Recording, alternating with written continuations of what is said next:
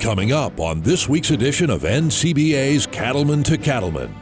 We'll preview some critically important policy issues that will be addressed at the upcoming Cattle Industry Convention and NCBA trade show in Nashville. Plus, see how the USDA's Natural Resource Conservation Service is helping an Idaho cattle producer protect the environment. And now, NCBA's Cattlemen to Cattlemen. Hello and welcome to NCBA's Cattlemen to Cattlemen. I'm Kevin Ochsner. We're just 2 weeks away from the Cattle Industry Convention and NCBA trade show in Nashville, Tennessee. This can't-miss event has been going strong for more than a century. The first one was held right here in Denver back in 1898. Joining us now to provide more insight in the work that takes place at the annual convention is NCBA CEO Colin Woodall. Colin, folks may not realize just how critically important this meeting is, the future direction of the beef cattle industry. Tell us about some of the work and the business that goes on during this meeting. Most of the time when you're talking about our convention, you're talking about the fun that we have. Yeah. But you're exactly right, Kevin. This is also where the business of the association takes place. And that's why this is such a critical meeting, because we're going to allow our cattle producers, our members, to come together and give us direction on where they want to take the association. So our policy committees will be meeting, and they're going to talk about everything from waters of the United States to cattle markets to the next farm bill. They'll determine if our policy book is up to date and current and covers everything that we need to, and if not, they'll make some changes. And once they vote on it, once all the members have a chance to vote on it, it's when we as the staff take it and try to achieve everything that they've laid out for us. It's really the fundamental part of NCBA as being a true grassroots, producer-led and producer-directed organization. You mentioned cattle markets. It's sure to be a topic in the hallways and the meeting rooms of this convention. Update us on what NCBA has done thus far and what we should expect in the weeks and months ahead from NCBA relative to the state of the cattle markets. Well, it was just a short year ago where we were having the discussion within the Live Cattle Marketing Committee about our new plan moving forward, and that was the 75% plan that we were able to put together. We started measuring against that plan on January 1st, and what we found out is in the first quarter we failed to meet all of the expectations of our plan. But I'm happy to announce that as we have evaluated the second quarter data, we found out that we passed. So we did not trip our triggers. And when you go back and you look at our policy, it says we have to trip 2 consecutive quarters before we're forced to go back and look at what next steps we're going to take with Congress. So this is a great sign that, one, our project is working, that we are seeing the results of more cash trade and therefore more price discovery. And it will give us the opportunity to talk about those results in Nashville without the pressure of having to come up with some sort of congressional action to try to support the next steps. That may come down the line, but right now we're showing a lot of great progress on our project. But again, your point is clear, is that if you want to have a voice, it is important to be at that meeting to make certain that voice is heard. Is that fair? The whole reason we've been successful, the whole reason that we went towards looking at more cash trade is because of the engagement of NCBA members. If it hadn't been for the members showing up to the business meeting last summer, we would not have had this direction. And what's great about it is it's truly the direction that was placed in our hands by the members. This wasn't my decision, it wasn't the decision of the staff. Our job is to implement the decisions made by our members. Fair statement. Let's talk about another issue. We heard a couple of weeks ago that USDA will be reviewing its country of origin labeling rules. What is NCBA's policy on this, and how do you see this topic as we move forward? Well, we have long believed that labeling has a role within our industry, especially voluntary labeling, and labels that are divided up a lot of times in terms of state-based labels, regional labels, different marketing claims. So labeling is very important as long as it's true to what the label says. What we know is that the Food Safety and Inspection Service has a document that says any product that is processed in a U.S. facility, regardless of where it originated, can be claimed as product of the United States. Even more concerning, however, is that USDA and the Food Safety Inspection Service has no record of who's using that claim. So we are very simply saying we need to have more accountability for this, and instead of saying product of the U.S., let's make it reflect what it truly is, and that's processed in the U.S. Still a voluntary component, and if we want some U.S. labeling claims, state labeling claims, or regional labeling claims, let's go to the Ag Marketing Service and ask them to help us with a process verified program, a PVP. That way we know it's auditable and we can prove to the consumer that that label means what it means. Yeah, it has some teeth to it. You know, we thought we put WOTUS to bed, right? Waters of the United States. It has reared its ugly head once again. What are your thoughts relative to this WOTUS issue, the 30/30 plan, and other priorities of the current administration? One of the concerns that we always have is just how dead is an issue. And in Washington, D.C., issues are never dead. They can always come back and become zombie issues to some extent, and that's what we're seeing with waters of the United States. It's no surprise that President Biden and his team want to reevaluate this because it's a hot topic. Many lawsuits out there regarding waters of the United States, so it's natural that they would want to review this and put their own spin on it. I think one thing that everybody who's watching right now needs to understand is there's no final decision that's been made on this. So we as NCBA, we're already at the table talking to the administrator, talking to USDA, talking to the White House directly, saying let's not repeat the mistakes of the Obama era rule. We've learned a lot of lessons. We know that we can craft a rule that protects both water quality and private property rights. We were able to do that under President Trump. I still think we can preserve a lot of that in this next iteration of Waters of the United States, but we are on point and we are making sure that they do not take this and write a rule that's going to make it harder for us to stay on the land. That's fair. Sustainability. Can't open a magazine, read an article, look at the internet without seeing something about sustainability. What's your read on this topic? Where are we at in the beef industry? Yeah, hot topic. Everybody's talking about it. The consumers talking about it. Retailers are talking about it. President Biden is talking about it. What that means is it's an opportunity for us. I think for too many years, people have seen sustainability as just another set of rules or regulations being placed upon them, more red tape. That's not the way that NCBA sees it anymore. We see it as a way to demonstrate all the great work that cattle producers are doing today, and that as an industry, we have improved over time and we will continue to improve over time. So we are a part of the solution. We're not part of the problem. And the best part about that is that we are sitting at the table once again with President Biden and his team, making that case, and they're buying into it. So this is going to be an opportunity for us. You know, we're going to have to fight them on things like Waters of the United States, but when it comes to sustainability, this is an opportunity for us to showcase our work rather than just having more rules and regulations placed upon us. And speaking of opportunities, one of the bright spots in our industry is this beef demand. It's been phenomenal and red hot over the last year, both domestically and internationally. And convention provides an opportunity for us to gather together and actually have some committee work being done relative to beef demand building. What will happen in Nashville relative to keeping the fires hot under beef demand? So the checkoff committees are all going to get together and they're going to talk about the work that the checkoff does as a whole, but it's also an opportunity for us as a contractor to the beef checkoff to showcase the work that we do with the Beef It's What's for Dinner brand and all of the great success that we've had this past year. As you mentioned, demand is red hot.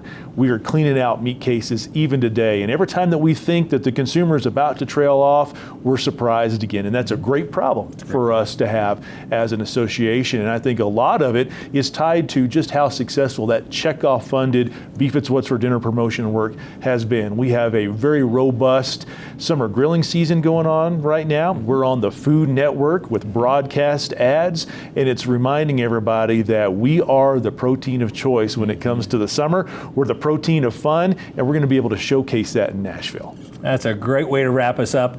Colin, it's going to be a fun week. It's going to be a busy week. We look forward to seeing you there. Thanks for coming to the show. Thank you, Kevin. To keep up to date on the issues facing cattlemen and women and help make a difference in the industry, why not become a member of NCBA? It's easy to do. Just call 1-866-233-3872, or you can visit the website ncba.org. Still ahead on NCBA's Cattlemen to Cattlemen, we'll take a closer look at some of the ways cattle producers work to improve fish and wildlife habitats while still operating a profitable business. Plus, We'll visit former NRCS Chief Matt Lohr's operation in Virginia and discuss the topic of conservation. Stay with us. We'll be right back.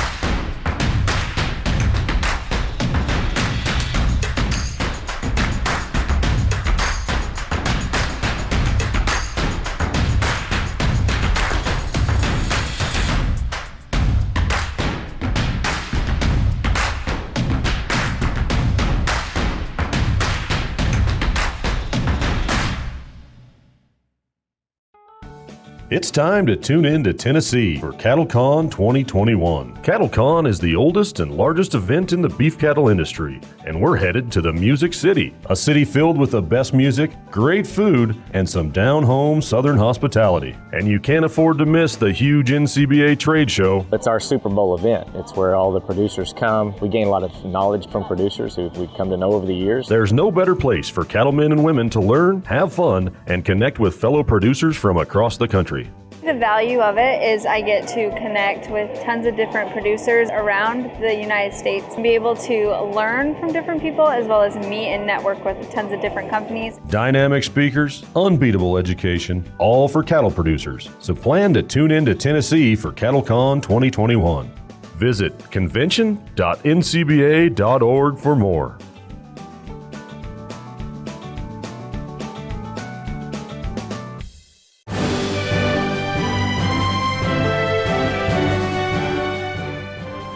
Over the years, many farmers and ranchers have learned firsthand the value of working with government agencies like the U.S. Fish and Wildlife Service to cultivate healthier ecosystems.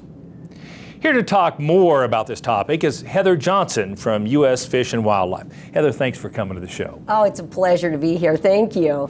You know, some in the environmental community would suggest that we should not graze cattle in order to protect fish and wildlife, but I think you have some experience in seeing how cattle can actually protect and enhance the environment for fish and wildlife. Is that correct? Absolutely. You know, grazing is completely compatible with fish and wildlife. In fact, you know, we have a lot of grassland dependent birds and other wildlife and fish species actually that it's essential that grazing is a part of that healthy grassland ecosystem.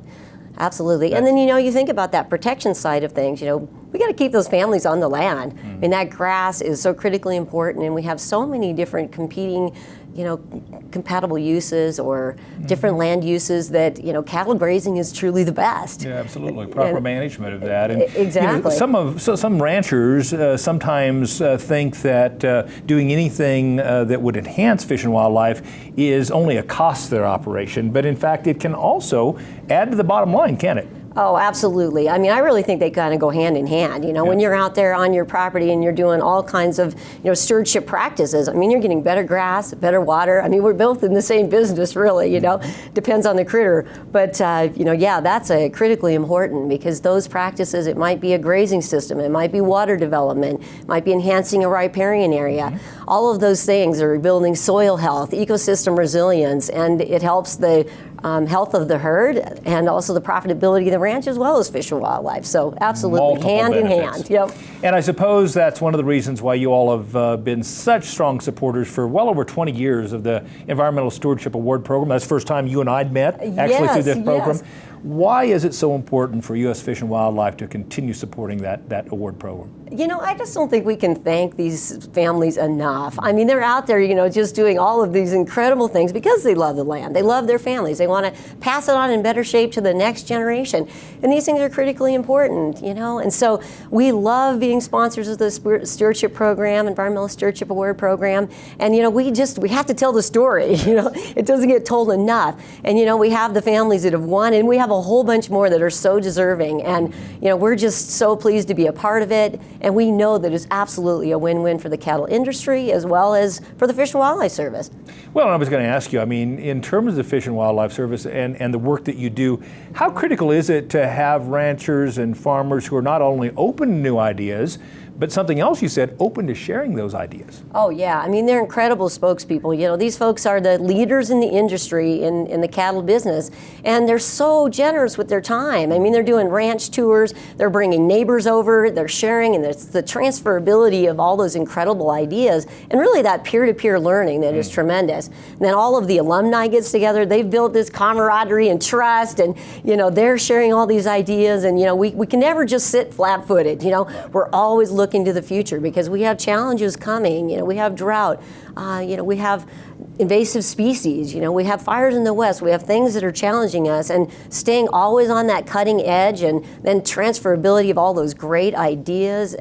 It really is helping the industry to be, you know, very proactive and successful, as well as helping fish and wildlife conservation. Yeah, and it really is a partnership, as you mentioned, and it's always amazed me, just the alumni group. You mentioned alumni. Oh my God. That group of really progressive thought leaders in our industry are incredible and very motivating to be around, right? Oh, you know, it's so true. I mean, it never fails. You know, somebody picks up the phone and calls, and they're just like, come on out. You know, hey, we got, you know, 40 people in a bus. You know, they're like, come on out. We're perfectly happy with that. And say, oh, we'll take an hour of your time. And they're still there saying, well, you want to stay for supper? That's incredible. They're super generous with their time. And, you know, that's really cool. And then you think about that next generation. You know, those young kids, sometimes we have 4 generations at that ranch. And you don't think at 3 they're learning. Oh, yeah. All the way up, those generations are learning, you know, all of those stewardship practices, and they're bringing it into the future, which is really exciting. That is what we call sustainability. So tell me this, if somebody's watching, Heather, and they want to get involved or want to explore opportunities that there may be with the U.S. Fish and Wildlife Service, what advice would you give them? Well, you know, the Partners for Fish and Wildlife program is the private lands program that we have with the U.S. Fish and Wildlife Service. So we have a program that Congress has appropriated to be able to do restoration enhancement to help private landowners. And so we have a website, fws.gov/partners, and people can go there, and there's a map of the United States. They click on the map in the state they live in, and somebody close to them in their local area, their private lands biologist, can just drive out to the ranch and talk about the things, you know, well, what is it that you're hoping to do improvements on your land, and put together an agreement and be able to work together. We have both financial and technical assistance, and they come from agriculture. You know, we hire these people that, you know, they love wildlife, but they came from agriculture, and they want to create the win-win solutions for those private landowners. So it's an excellent program, and it's exciting that the Fish and Wildlife Service wants to reach out, sit at the kitchen table, drive around the ranch, and help to come up with those win-win solutions, because really, you know, we have so much more in common that really separates us. It's been such a pleasure getting to know you all these 20 years, and really appreciate everything that you do to work with cattle ranchers and farmers all across the United States in improving the environment for fish and wildlife. Thanks for coming. Well, it's entirely a pleasure. It's great working with you and the whole National Cattlemen's Beef Association, the producers, and just being a part of the Environmental Stewardship Award program has been so rewarding, and we plan on being partners for a very long time, so thank you so much. It's great to hear. Many producers have pointed to U.S. Fish and Wildlife as a key partner that have helped them achieve their goals. Just visit fws.gov/partners to learn about the technical and financial assistance the U.S. Fish and Wildlife Service can provide your operation. We met several cattle producers who are not only dedicated to caring for their land and cattle, but are also willing to take on leadership roles that benefit all of agriculture. Cattlemen to Cattlemen reporter Kate Maher visited Virginia to spend time with one of those leaders, who's back home now after serving in the top conservation job at the U.S. Department of Agriculture.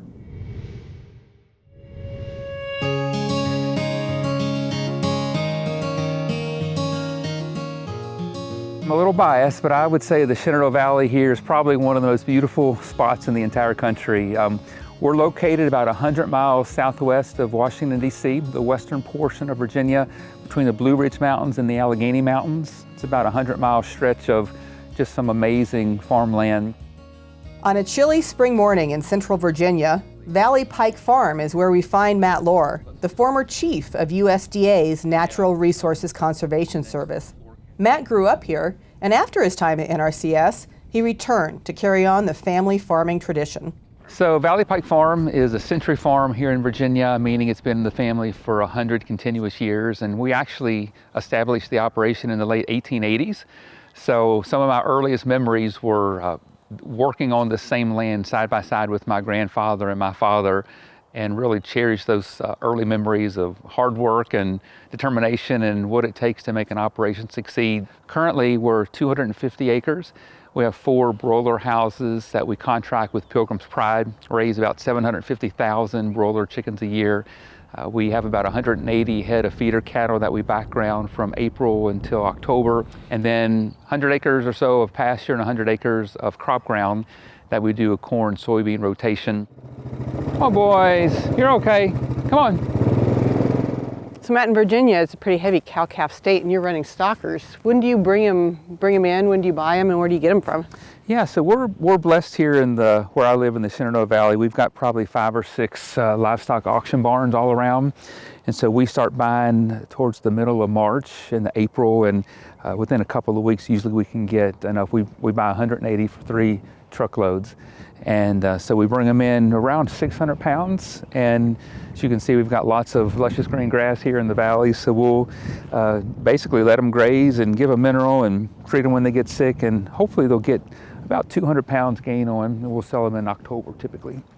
And you talk about the green grass here, it's also really hilly and even rocky, so it's really not suited for crop production. Cattle can really use this ground. Exactly. So on our farm, out of 250 acres, it's split about half and half, crop to pasture. But yeah, you can look out here and see, they don't call it Rockingham County for nothing. There's lots of rocks, which certainly it works well for grazing livestock, but certainly you can't crop anything like this.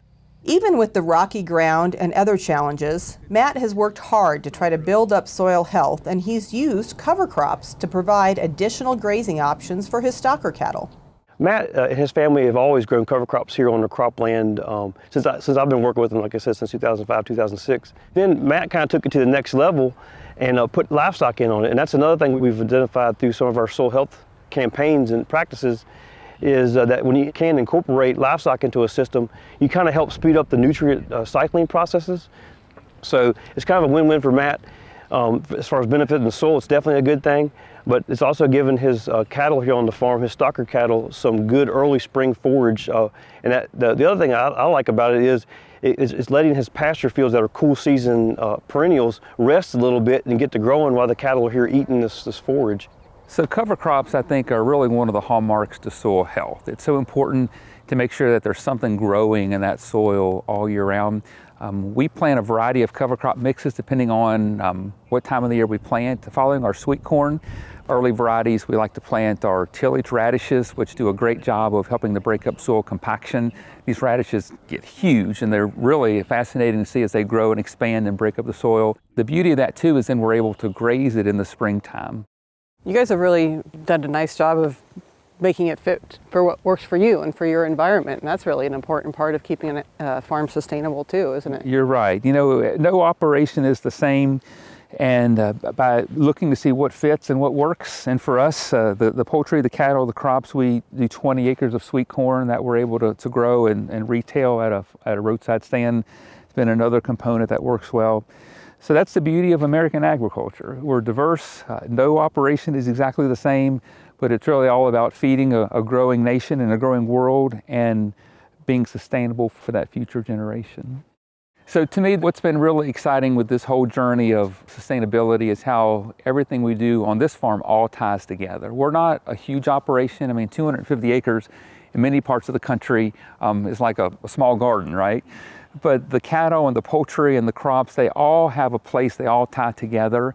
The poultry manure, following our nutrient management plans, can provide nutrients to the soils, which can help crops grow, help grasses grow, help sustain the livestock. And it's just really exciting to be involved in an operation where everything ties together. Beyond the conservation practices he's using to care for his land today, Matt has also taken action for the long term. Knowing that Virginia is a highly populated state, the Lohr family has taken steps to protect their farm for generations to come. There's nothing more that I want than to see my kids and my grandkids be able to continue farming this land. And so back in 2017, we placed the entire farming operation under permanent conservation easements. And what that means is basically the land will always stay in agriculture. It can never be developed for a Walmart supercenter. Just behind me is a major interstate. And so we're right at a major intersection. So one day there would be pressures for some type of development here. But it's important to me to know now that this farm will always stay a farm. And it's a business, and we try to be profitable. We try to, leave the land better than we found it, and teach that next generation just how important agriculture really is. It's been a privilege to be out here today. What a treat to get out to the beautiful Shenandoah Valley and see green grass and cows grazing, and just know that it's going to stay that way. Thank you. Well, we're proud to show it off. We're proud of what we've done, and really excited to be able to promote conservation, because there's a lot of farmers out there that maybe don't really understand, or they haven't seen the financial benefits, even the environmental benefits. So by people being able to see firsthand, hopefully it'll inspire some other folks to want to jump in. And there's 3,000 NRCS offices across the country, full of 10,000 employees that are ready and willing to assist producers who want to address some of their resource concerns. Once an NRCS chief, always an NRCS chief, my friend. They didn't pay me to say that. So. In Virginia cattle country, I'm Kate Maher, reporting for NCBA's Cattlemen to Cattlemen.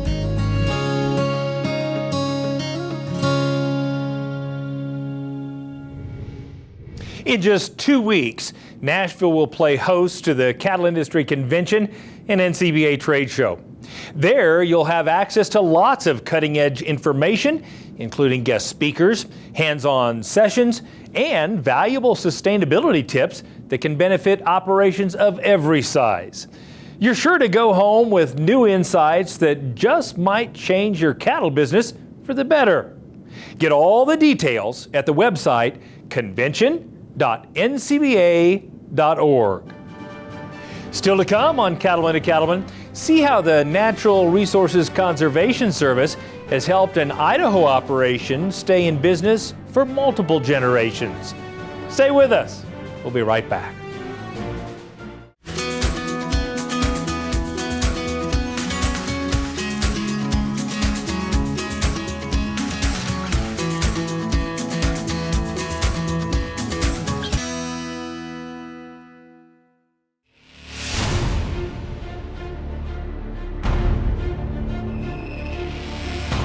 When the field is your office, you never get tired of going to work.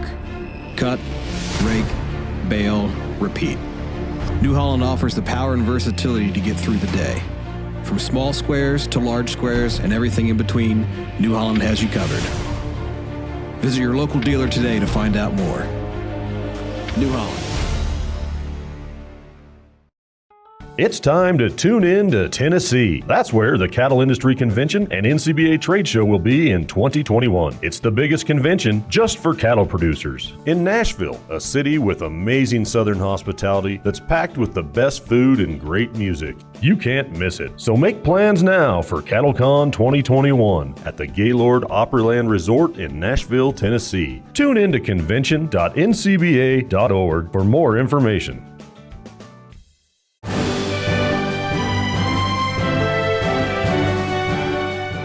Farmers and ranchers know that sound conservation practices can improve land and resources. But it's important to remember that conservation planning can also help improve profit opportunities for cattle producers. Cattlemen to Cattlemen reporter Brian Baxter takes us to an Idaho ranch whose partnership with NRCS has helped improve their natural resources. In the high country of southeastern Idaho, Bruce and Jenny Stanger work together to care for the land that's been in Bruce's family for generations. It's comprised of ground that was homesteaded by my great-grandfather and my grandfather, Frank Stanger, and it was added to by my father, Dick Stanger. We're really blessed right here in these Blackfoot Mountains by having a place that is just high enough that we get the opportunity of a good winter and summer rains, and yet it's not so high that we've got a pretty decent grazing season. So I feel blessed that way. Bruce runs a commercial cow herd crossing Angus cows with Hereford bulls.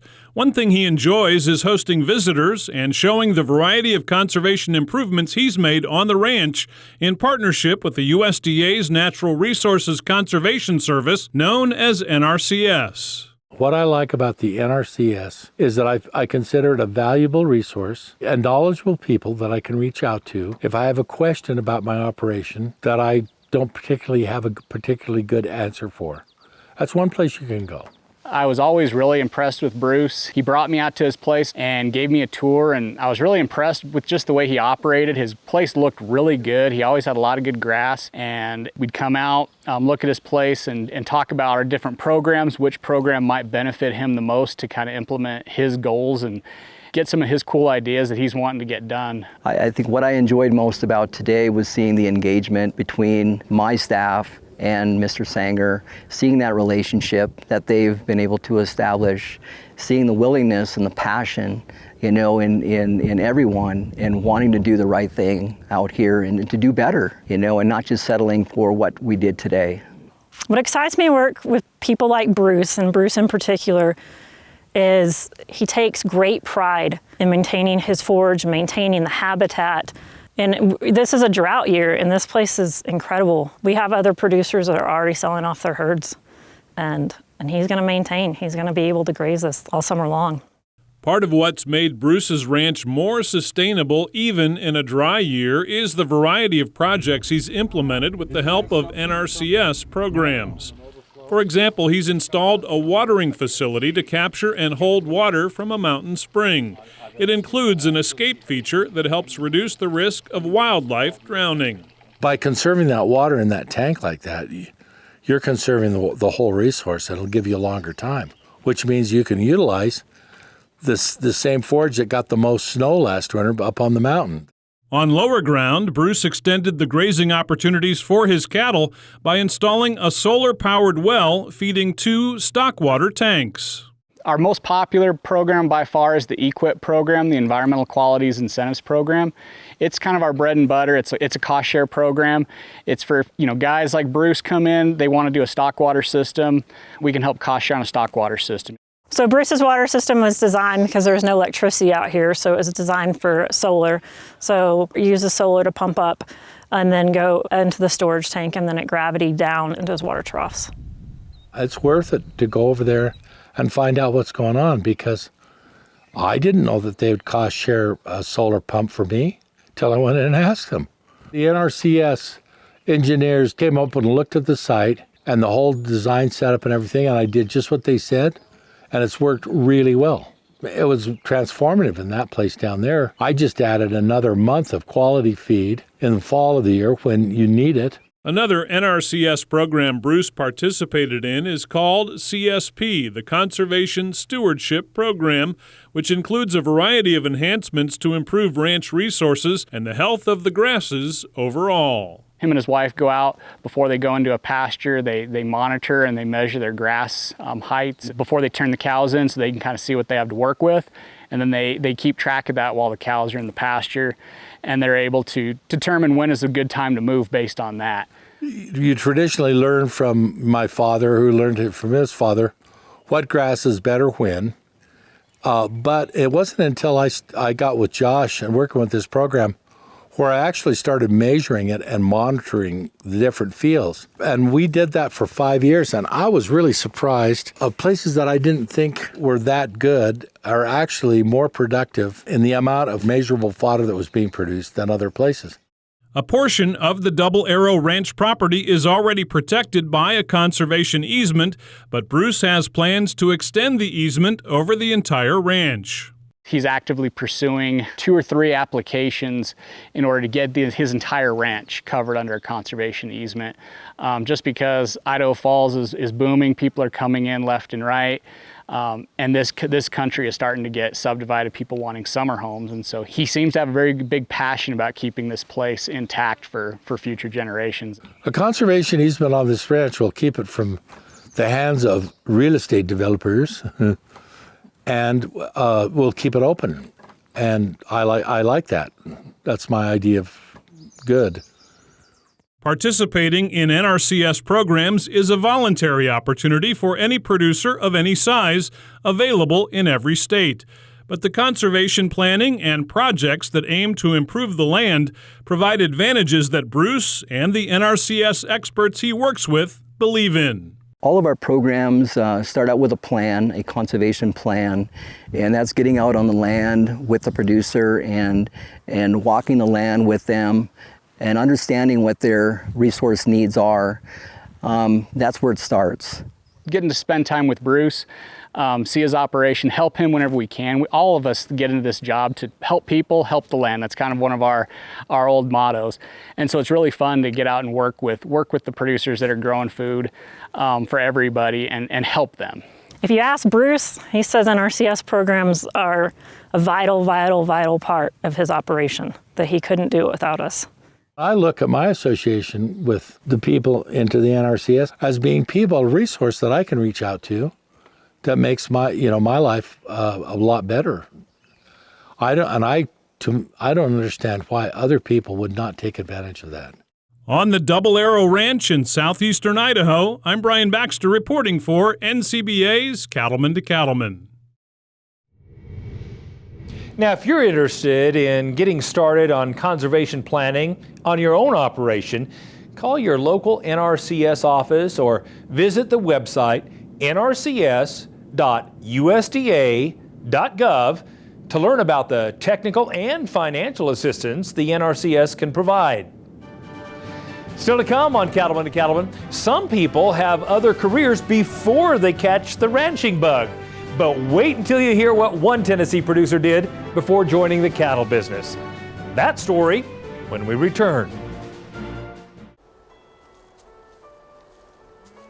Weeds will rob me of my investments. The weeds are not palatable to cows. They will not eat them, or if they do eat them, some of them may be toxic. So there's a return on investment by allowing there to be more grass available to be grazed by the cattle.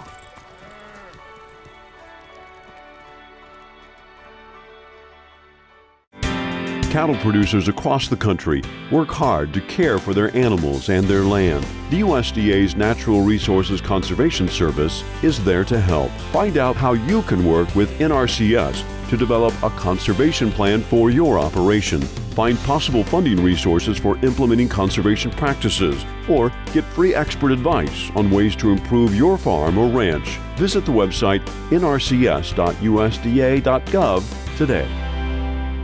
Join the National Cattlemen's Beef Association. NCBA is working every day to defend your interests in Washington, D.C. And there are big benefits to being a member. You'll get news you can use in the National Cattlemen and policy updates from Beltway Beef, plus big discounts from John Deere and more great partners. Join now. Call 866-233-3872 or sign up online at ncba.org.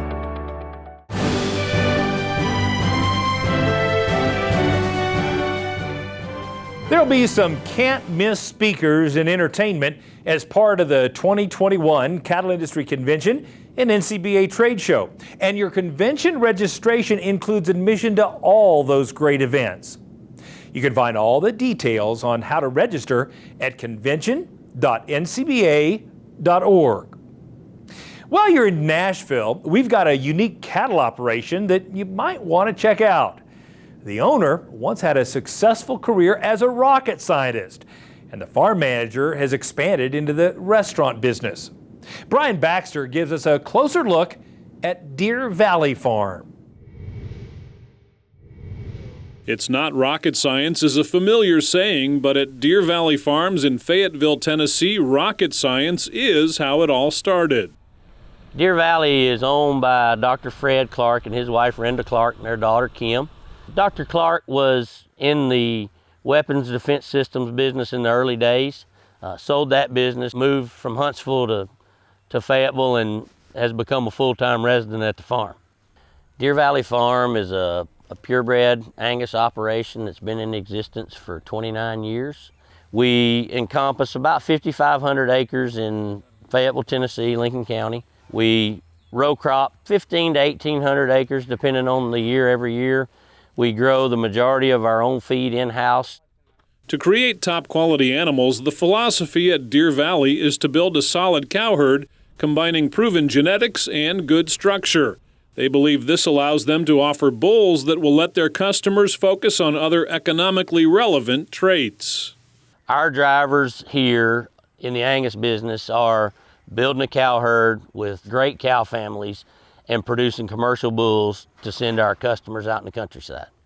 Yes, we put emphasis on maternal traits here. We put emphasis on building cows here, but in the situation our bull customers are in, they don't have to worry as much about that because we've done it for them. They can select on traits that will change their bottom line from a carcass standpoint or a growth standpoint. Not only does the team at Deer Valley take pride in the animals they offer for sale, but also in the customer service they provide. At the end of the day, if you don't have a loyal, satisfied customer base, you don't have a business. And so those guys have to have faith in us. They have to have faith in our product. And we offer one of the best guarantees in the business. We believe when a guy comes here to buy a commercial bull, he's making an investment in this program. We guarantee that bull the first year, no matter what. The cattle business is the #1 ag industry in the state of Tennessee, and the team at Deer Valley is proud that the Cattle Industry Convention and NCBA trade show will bring folks back to Nashville, and they welcome everyone to the farm for a visit. I think it's a tremendous honor to have the NCBA convention to come back to Nashville. I think a lot of the country doesn't realize the number of cattle that are scattered amongst the hills here in Tennessee. Hey, we always have the door open at Deer Valley, and every year the convention is in Nashville. We get lots of visitors. We welcome them all. We'll have people on the farm, cattle on display all week, and would love to have as many visitors as we can get come down from Nashville. A morning spent looking at great cattle can work up an appetite, and where better to eat than a place owned by cattle producers. In addition to his duties at Deer Valley, JP and his wife Jackie own a restaurant not far from the farm. Well, JP has said for years since we've been married that he wanted to own a restaurant, and I told him, if you ever buy a restaurant, it will be with your next wife.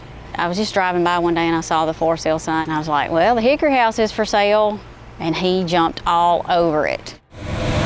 The Hickory House is a passion of mine that I've always wanted.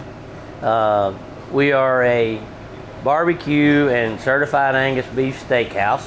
Because we're in the Angus business, we believe in certified Angus beef so much, what it's done for the Angus industry. We really wanted to open a certified Angus beef restaurant. Because the Hickory House has been a barbecue for years, we kept the barbecue idea. As you can tell by looking at me, I've always loved to cook, loved to eat, loved to grill, barbecue, smoke anything. And so we decided to make it barbecue and steaks. As a producer, you think you spend every day trying to improve a beef product, and we do. But you put yourself on this side of the table, this side of the industry, and it will open your eyes. I promise you, I have lots to learn, but I've learned so much about the beef industry since we opened this restaurant that I'd have never dreamed that I needed to know. In addition to the best steak and barbecue around, folks come from all over for the made-from-scratch side dishes, as well as a big helping of friendly Southern hospitality. People drive from Alabama, Lawrenceburg, other counties, surrounding towns, and they compliment me on the buffet and how fresh the vegetables are and how you can just tell they're from scratch. We have cooks that are old-fashioned cooks, and they cook just like your grandmother cooked. We're located about an hour and 15 minutes straight south of Nashville. If you're here for the NCBA convention, you can ride right on down and find us. We'd love to feed you. From the farm to the table in Tennessee, I'm Brian Baxter reporting for NCBA's Cattlemen to Cattlemen. The Hickory House restaurant was recently named as one of 18 restaurants worth a drive from Nashville by Eater magazine. So whether it's on your way to the Cattle Industry Convention and NCBA trade show or on your way home, be sure to stop by and try what the magazine called some of the best certified Angus beef steaks in Tennessee. When we return, we'll check in with our good friend, Baxter Black. Stay with us. It is inevitable. Like the rising and setting of the sun, your gravel driveway will need maintenance. Drudgery? Never.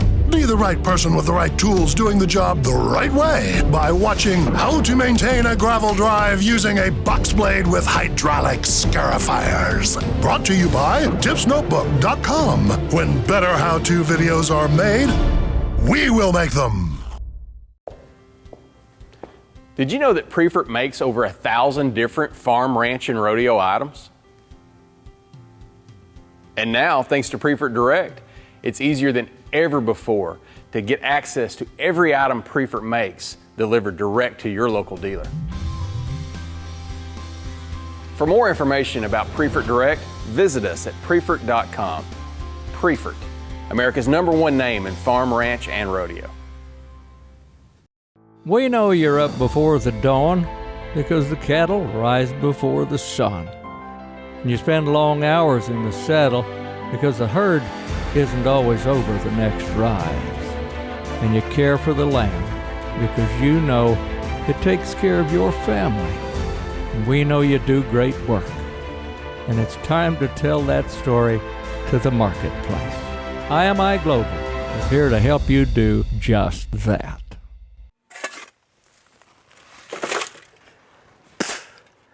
Most family farms and ranches are a team effort. I live around them, help them with their cows now and then. I see them at the ag meetings, at the school sporting events, and at church. The bigger the family, the less help they need from outside. They're pretty self-supporting as far as labor goes, this bunch. Their responsibilities are pretty clear, from feeding the cows to checking the dog's water. The dad is usually the boss. The mom is the head advisor, pie baker, child raiser, chore divider, school coordinator, birthday remember, 10 p.m. heifer checker, check writer, and wound examiner. But when they are amongst other livestock peers, he usually introduces her this way. This is my wife. She does the books. And I do the important stuff, like mend the fence and check the cows and make sure the income's enough to cover the cost of farming. She's tight as a new hat band. I need to buy a new baler and she figures out if we can. I spend all day on the tractor. She's in the office all day, just talking with the SCS or checking the price of hay or dealing with the accountants and keeping the banker straight. Me, I might be cleaning a ditch out or hanging a rusty gate. She fills out all the blasted forms the government makes us keep. She reads those regulations till she's fighting them in her sleep. Me, I go to sleep a-dreaming of bulls and barns and sales. And she's dreaming the inventory or estimating bales. And she still finds time to bake a pie between her business deals. And I keep busy all the time, just greasing squeaky wheels. Well, I told my wife that we should think about getting a hired man, you know. Running a farm ain't easy. Good managers need a plan. Well, she agreed that it weren't easy to manage and keep abreast. But why, she asked, get a hired man? I've already got the best. This is Baxter Black, the hired man from out there.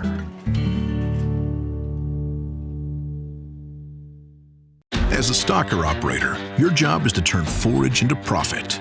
With the right implant, you can. Revlor G improves grazing performance for 150 days, the same length as the typical grazing period. And it's dosed for stockers' maturity levels, adding up to an extra 23 pounds. See why Revlor G is the #1 choice in stocker implants at RevlorG.com. A withdrawal period has not been established in pre-ruminating calves. Do not use in calves to be processed for veal. CattleCon 2021 is back in the Music City. Tune in to Tennessee for the cattle industry's biggest convention with education, networking, and fun, not to mention some great tunes. Plus, you can check out the huge NCBA trade show, outstanding entertainment, and much, much more. So make your plans and be there for CattleCon 2021. Stay tuned to convention.ncba.org for all the details.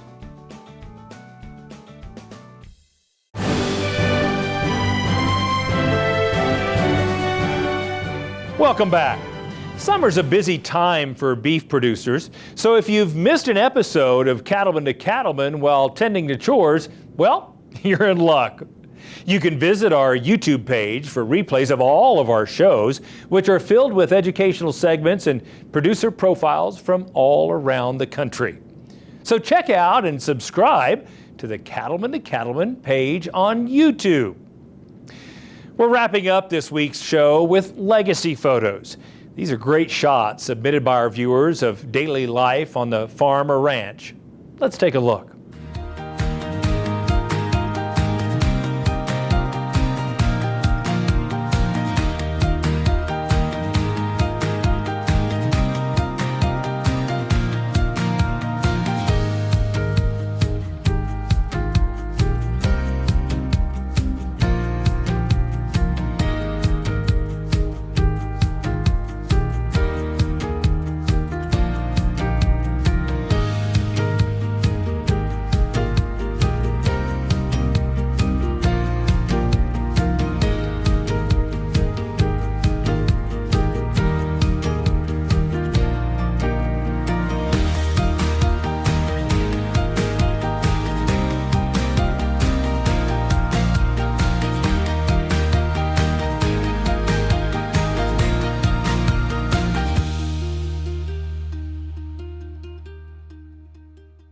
Want to see your photo on Cattlemen to Cattlemen? You can submit your favorite shots a couple of ways. Message them to us on the Cattlemen to Cattlemen Facebook page, or you can email them to c2c@beef.org. Send them our way and we may use them on a future episode. And don't forget, there's still time to make plans to attend the Cattle Industry Convention and NCBA Trade Show. The convention officially gets underway Tuesday, August 10th and continues through Thursday, August 12th. One-day registrations are available right on site if you just want to pop in for a quick visit. Find out more at convention.ncba.org. Well, that wraps up this edition of NCBA's Cattlemen to Cattlemen. Thanks so much for spending time with us. We'll see you again next week right here on RFD TV.